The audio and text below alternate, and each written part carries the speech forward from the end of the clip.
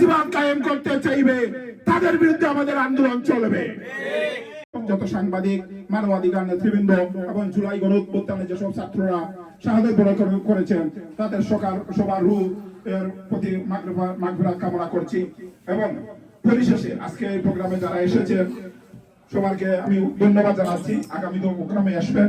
আর আজকের এই প্রোগ্রামের সম্মানিত প্রধান অতিথি ওলিউল্লাহ নোমান ভাই কাছ থেকে আমাদের মূল্যবান সংক্ষিপ্ত বর্তমান বাংলাদেশ এ সম্পর্কে ওনাদের কাছ থেকে শুনবো। ধন্যবাদ সবাইকে। আসসালামু আলাইকুম ওয়া রাহমাতুল্লাহ।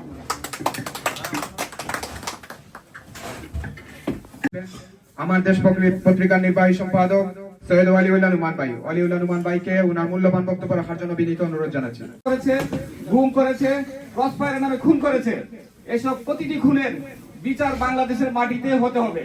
এবং প্রতিটি মানুষ গণহত্যা এবং যতটাগুলো গণহত্যা হয়েছে শেখ হাসিনার আমলে অনেকগুলো গণহত্যা হয়েছে।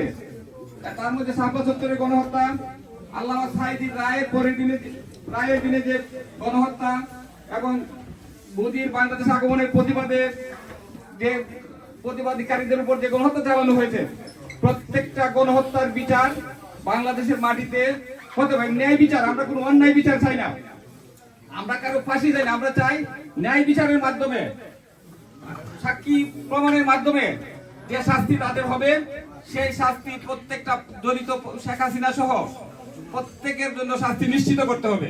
না হলে বাংলাদেশ কোনোদিন গণতান্ত্রিক রাষ্ট্র হিসেবে আইনের শাসন বাংলাদেশে প্রতিষ্ঠা করা সম্ভব হবে না।